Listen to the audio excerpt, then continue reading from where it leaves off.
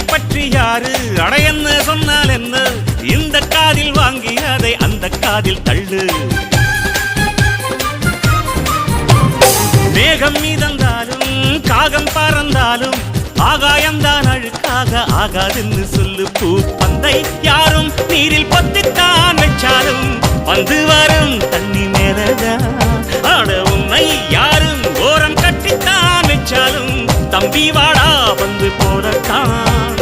மூணாம் பீரை மெல்ல மெல்ல வெண்ணிலவாய் மின்னுவதை மின்மினிகள் தடுத்திடுமா சக்தி எல்லாம் ஒன்று சேர்ந்தாரே சொர்க்கம் வரும்